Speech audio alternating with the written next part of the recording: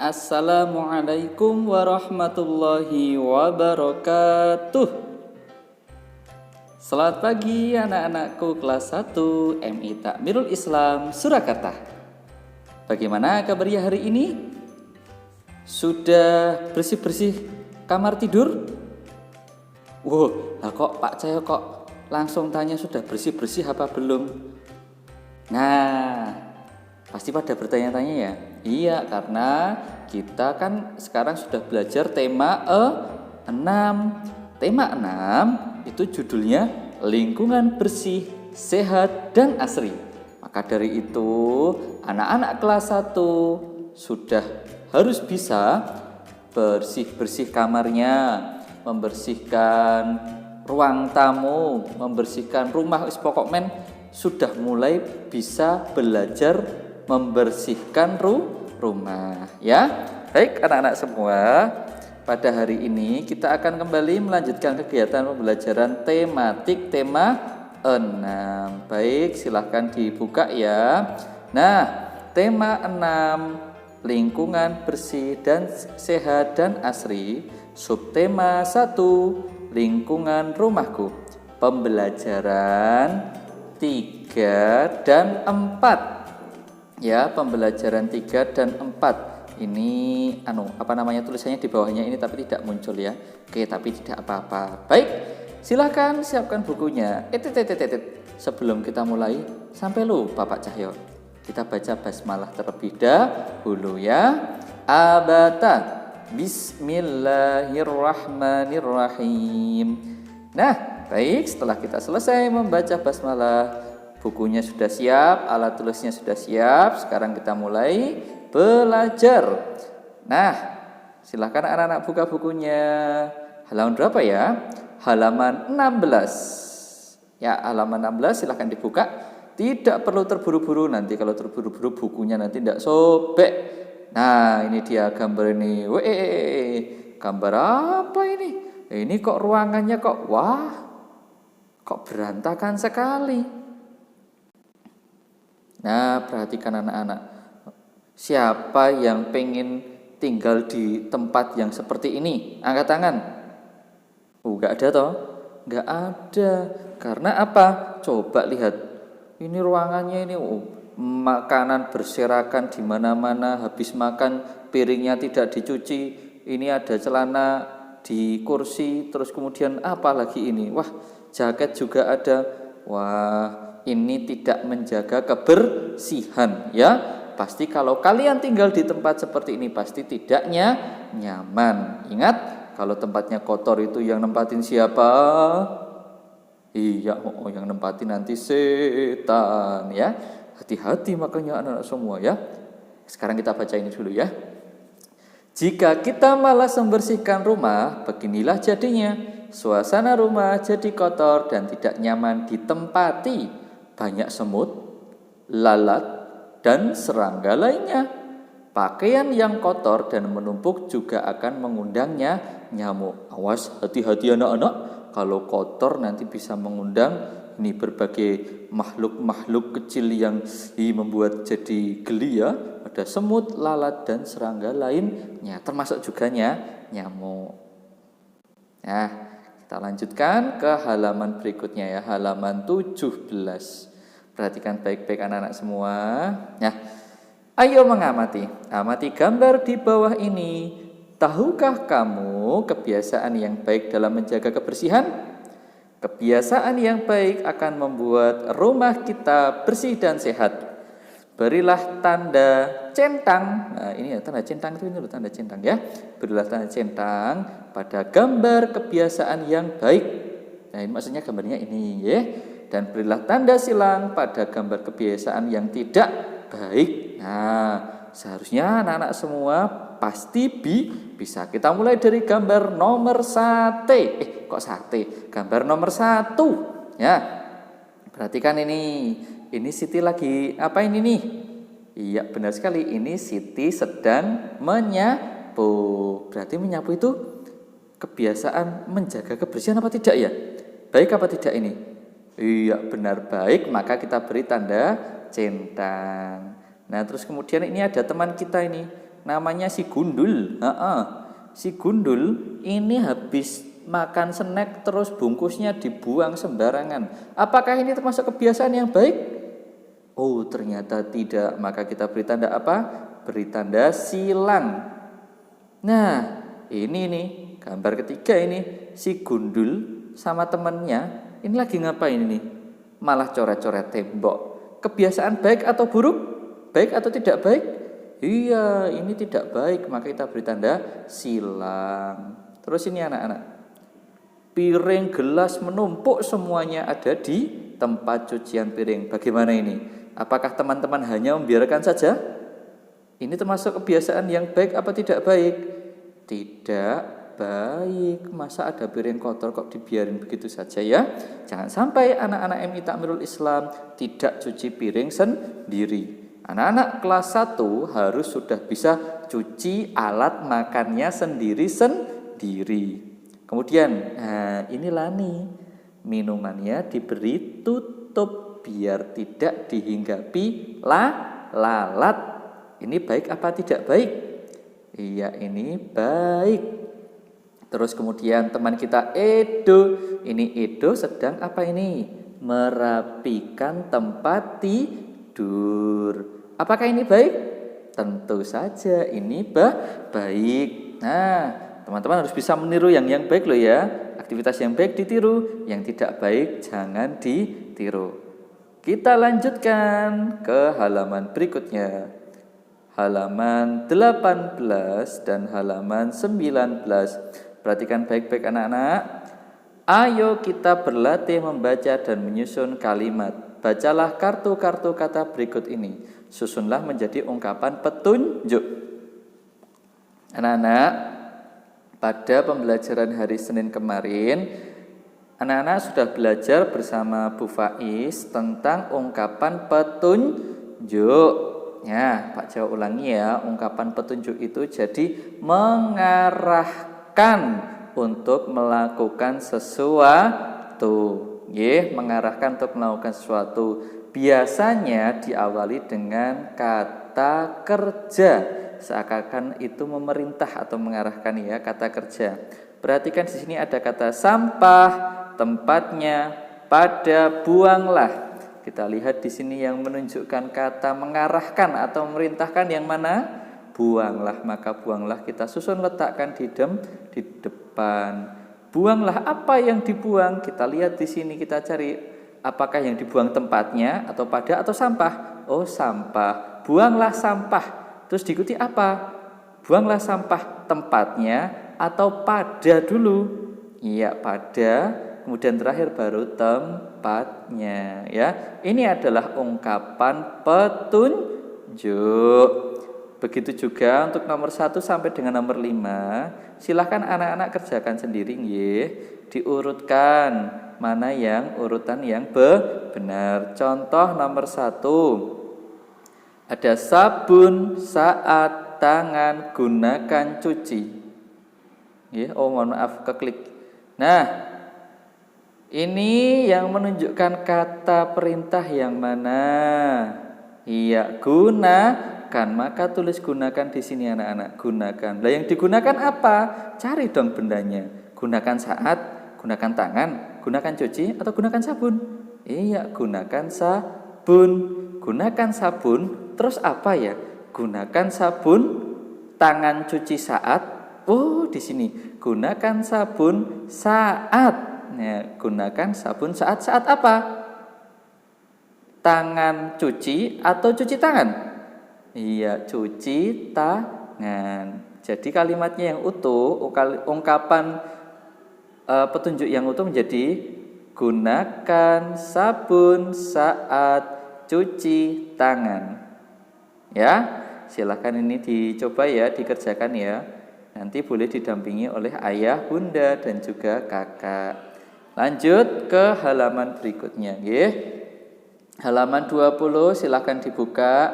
Mari kita membaca bersama-sama. Ini ada percakapan antara Dayu dan juga Ibu.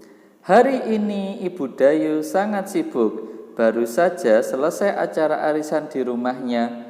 Setelah tamu-tamu pulang, ibu sibuk mencuci piring. Dayu membantu ibu menyusun piring di rak piring. Dayu menghitung piring yang disusun di rak piring.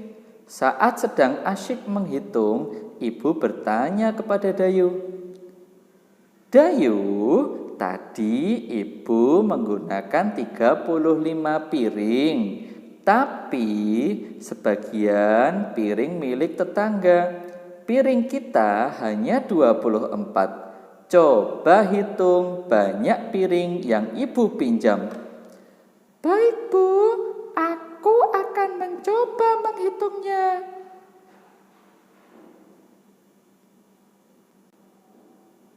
Piring yang digunakan ada 35, piring ibu ada 24. Coba tentukan berapa piring pinjaman.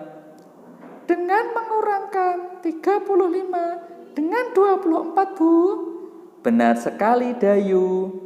Nah, dari percakapan antara ibu dan Dayu, kita akan bersama-sama belajar tentang apa? Tentang pengurangan. Mari kita lihat ke halaman berikutnya ya. Halaman 21. Perhatikan anak-anak. Cara menentukan jawaban seperti di bawah ini. Pertama-tama kita buat kata gambar balok puluhan sejumlah 3 ya. Kemudian balok satuan sebanyak 5. Banyak piring pinjaman adalah, nah tadi kan ibu bilang piringnya 35, yang milik sendiri itu 24. Maka 35 dikurangi 24. Ya, di sini ada cara menghitung ya, itu dengan cara menyilang sesuai dengan yang dikurangkan. Contoh di sini 24, maka kita silang puluhan, balok puluhannya itu sebanyak 2 dan satuannya 4 ini ya. Ini kita coret 4. Sisanya berapa? Sisanya puluhannya 1, terus kemudian satuannya 1. Ya, jadi berapa? 11. Kalau teman-teman kesulitan menggunakan ini, kita bisa menggunakan pengurangan sesuai dengan nilai tempat. Perhitungan di atas dituliskan dalam kalimat matematika seperti ini. Ya, perhatikan ya.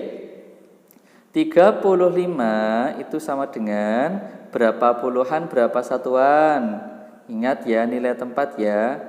3 ini sebagai puluhan, maka kita tuliskan di sini 3. 5 ini sebagai satuan, maka kita taruh di belakang sini. 24, puluhannya berapa?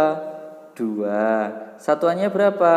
4. Kemudian kita buat garis pengurang, jangan lupa beri tanda kurang ya. Nah, sekarang kita tinggal kerjakan ya. Mengerjakannya boleh dari belakang ya, karena ini pengurangan kita kerjakan dari belakang. Oke, kita kurangkan yang satuan terlebih dahulu. 5 satuan dikurangi 4 satuan berapa? Sisanya? Iya, sisanya 1. 30-an dikurangi 20-an, sisanya berapa?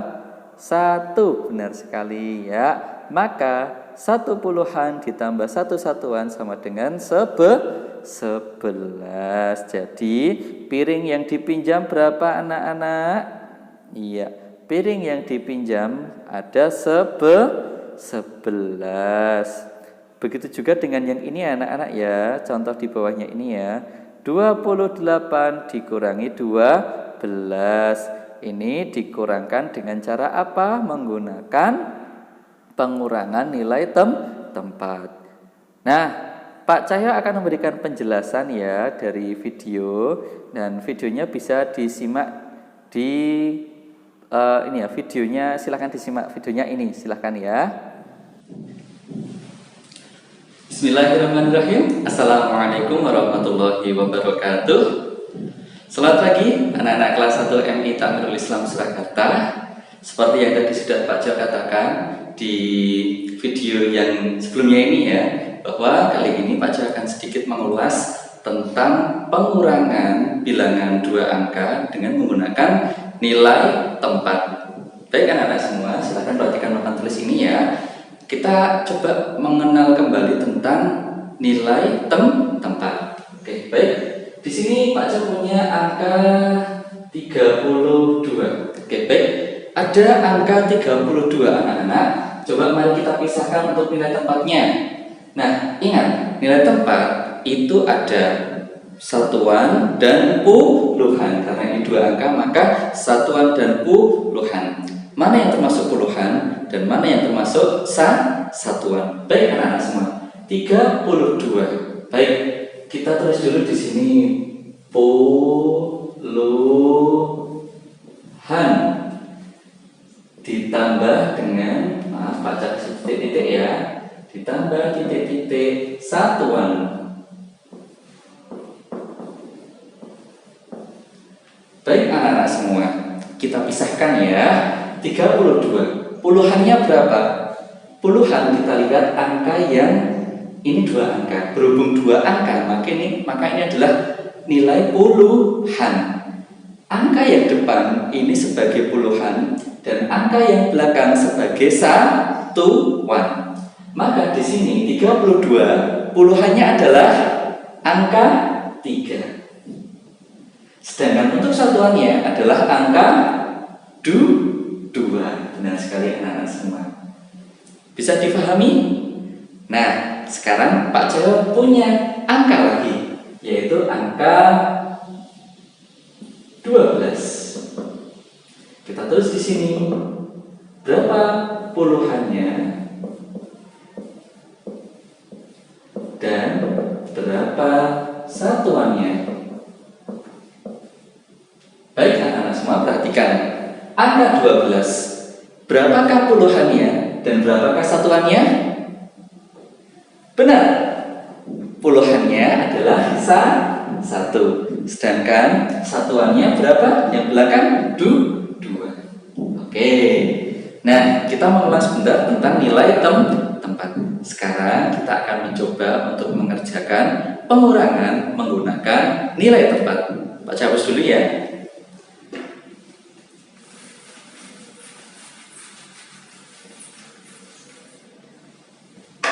Oke, perhatikan ya anak-anak ya.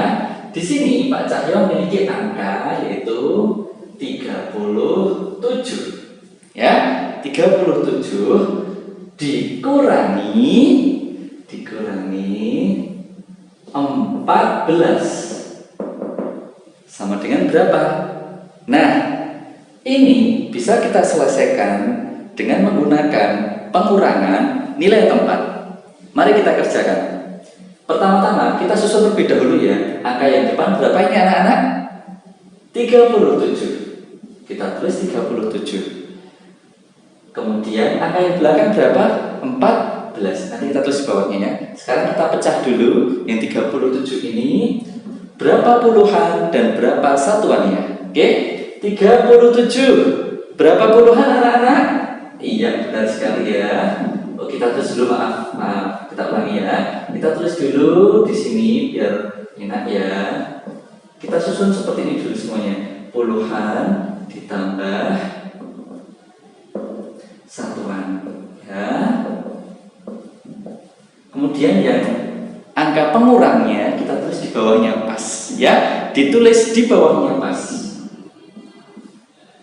14 kita pecah menjadi nilai tempatnya, yaitu di sini sama ya, puluhan ditambah titik-titik satuan. Karena ini pengurangan, maka kita beri garis pengurangan anak-anak. Kita beri garis pengurangan. Baik. Nah, dulu konsep mengurangi di semester 1 masih ingat ya. Kalau ada gambar nanti dicoret-coret. Tapi kalau ini bisa menggunakan jari, bisa gunakan jari anak-anak semua. Oke? Nah, sekarang kita tulis ya yang di bawahnya, karena ini dikurangi ya, maka kita buat garis seperti ini, kemudian kita beri tanda apa? Pengurangan. Dan di bawahnya kita susun seperti ini dulu, nanti baru kita kerjakan ya. Kita sama tulis di sini puluhan ditambah titik-titik satuan. anak-anak semua, perhatikan ya. 37, berapa puluhannya? Iya, puluhannya 3. Berapa satuannya? Benar, 7. Kemudian bawahnya 14. Berapakah puluhannya? Benar, puluhannya 1. Berapakah satuannya? Berapa anak-anak?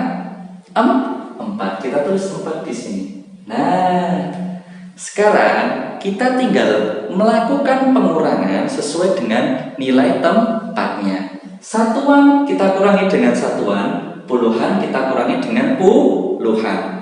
Perhatikan anak-anak, kita mulai dari yang satuan terlebih dahulu. Kita mulai dari yang belakang ya. 7 dikurangi 4 ya. 7 dikurangi 4. Kalau konsep dulu di semester 1 ya, kita misalkan ini kita punya 7 bulan. 1, 2, 3, 4, 5, 6, 7. Ada 7 bulan. Dikurangi itu berarti apa? Disilang. Dikurangi berapa? 4. Maka kita silang 4. 1, 2, 3, 4. Berapakah sisa bola yang tidak disilang anak-anak? Benar sekali, 3. Dan inilah jawaban dari 7 dikurangi 4 ya. Berapa anak-anak jawabannya? 3. Benar sekali anak-anak.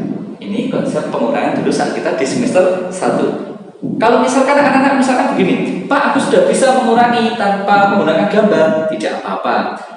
Misalkan begini, menggunakan jari ya, menggunakan jari. Pak, aku sudah bisa loh menggunakan jari. Oke, boleh pakai jari. Misalkan ini kan 7 dikurangi 4, maka jari kita itu sesuaikan dengan angka yang pertama. Berapa anak-anak tuh? 7, maka jarinya 7.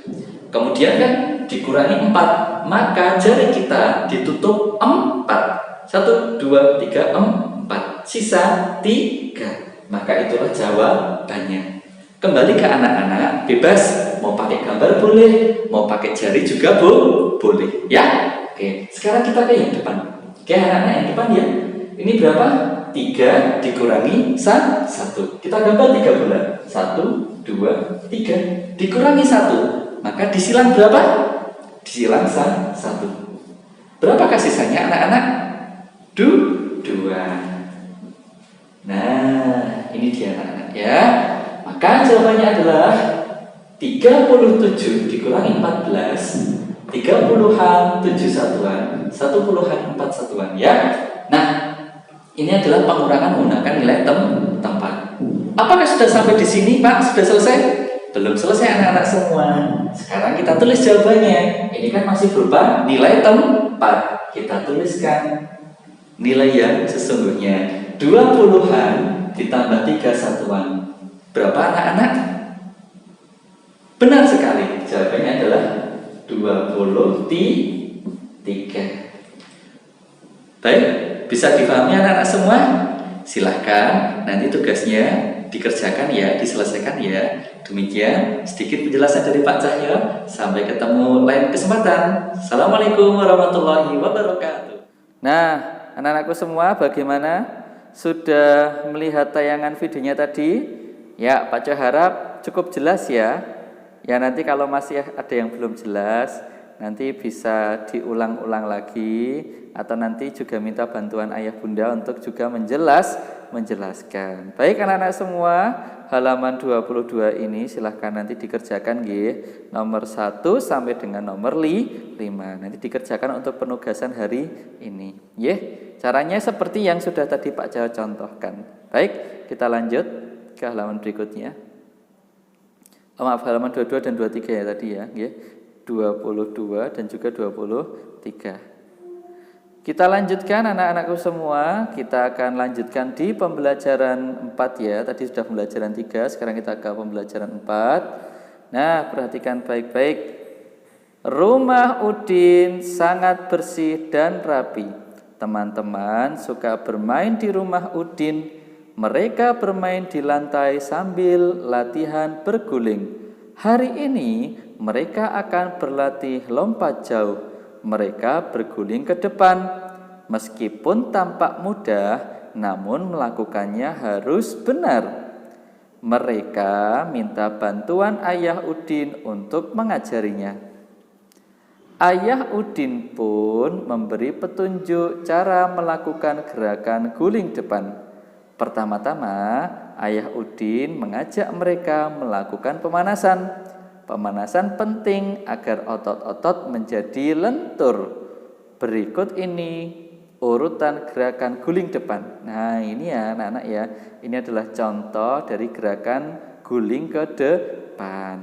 Anak-anak boleh mencoba gerakan ini ya. Pertama-tama dengan jongkok, kemudian kepala diletakkan seperti orang sujud, kemudian badan dilemparkan ke depan, kemudian kembali badan tertekuk, kemudian kembali jongkok. Ingat anak-anakku semua, dalam melakukan aktivitas ini, berguling ini ya, harus hati-hati. Kenapa? Ingat, karena ini bertumpu kepada kepala, nggih. Nanti kalau tidak hati-hati bisa lehernya bisa terkilir, ya. Maka harus berhati-hati atau boleh melakukan ini dengan didampingi oleh orang tua. Kita lanjutkan halaman 25, silahkan dibuka anak-anak halaman 25. Mari kita baca ya. Saat ayah memberikan petunjuk, Udin memperhatikan. Udin menanggapi petunjuk ayah dengan santun. Simaklah percakapan Udin dan ayahnya. Perhatikan pula cara Udin menanggapi petunjuk yang diberikan ayahnya. Nah, Udin bertanya, "Ayah, bagaimana cara melakukan gerakan melompat?" Ayah menjawab, "Pinggul dan lutut ditekuk untuk mengambil ancang-ancang. Lengan diangkat ke belakang punggung, badan dilentingkan ke atas dengan posisi agak condong. Kaki mendarat di lantai dengan posisi kedua kaki sejajar." "Baik ayah, terima kasih atas petunjuknya." Nah, Udin memberikan apa ya kamu berikan? Jadi menanggapi ungkapan petunjuk yang sudah disampaikan ayah dengan mengatakan apa? "Baik ayah," dan juga tidak lupa mengucapkan terima kasih. Kita lanjut di halaman 26. Nah, begitu juga dengan ini anak-anak ya. Ini ada kalimat petunjuk, ini ada ungkapan petunjuk. Kemudian anak-anak diminta untuk memberikan tanggapan. Ingat, diberikan dengan tanggapan yang baik dan sopan, kita bisa meniru seperti yang tadi dikatakan oleh Udin. Contoh nomor 1, membersihkan debu sebaiknya dengan lap basah. Kita bisa jawab dengan ini. "Baiklah, terima kasih atas petunjuknya." Nomor 2, letakkan bola di keranjang. Tanggapannya, "Baiklah, terima kasih atas petunjuknya." Yang ketiga, selesai digunakan, mainan dikembalikan ke tempatnya. Tanggapannya, "Baiklah, terima kasih atas petunjuknya." Kalimat keempat, lantai rumah sebaiknya dipel setiap hari. Jawabannya, "Baiklah, terima kasih atas petunjuknya." Dan yang terakhir, nomor 5, semprot kaca dengan cairan pembersih, lalu gosok dengan lap atau karet pembersih kaca. Jawabannya, iya, seperti ini ya. "Baiklah, terima kasih atas petunjuknya." Kita bisa menjawab dengan jawaban yang sama ya anak-anak nggih. Kita lanjut ke halaman 27. Ya, oke, baik di halaman 27 ya anak-anak ya. Kita akan mengenal tentang ini, bunyi kuat dan juga bunyi lemah. Selesai berolahraga, Udin dan teman-teman bermain musik. Mereka memainkan marakas dan rebana. Marakas itu yang ini ya, ini marakas. Ini rebana. Mereka memainkan marakas dan rebana. Sambil bermain, mereka belajar membedakan bunyi kuat dan bunyi lemah. Ikuti petunjuk cara memainkan marakas rebana. Coba perhatikan anak-anak. Goyangkan marakas dengan kuat untuk menghasilkan bunyi kuat. Jadi kalau digoyangkan keras-keras kayak gitu, digoyangkan dengan cepat, itu bisa menghasilkan suara yang kuat. Kemudian kalau digoyangkan dengan lemah, maka suaranya juga lemah, tidak keras, tidak kuat. Lanjut, pukul rebana bagian tengah dengan kuat untuk menghasilkan bunyi kuat. Ya, bagian tengah ini dipukul nanti suaranya pasti lebih kuat atau lebih keras. Sedangkan pukul rebana bagian pinggir dengan lemah untuk menghasilkan bunyi lemah. Ya, jadi kalau mukulnya bagian pinggir nanti suaranya jadi lemah. Mainkanlah dengan iringan lagu. Bedakan kuat lemah bunyi lewat permainan alat musikmu.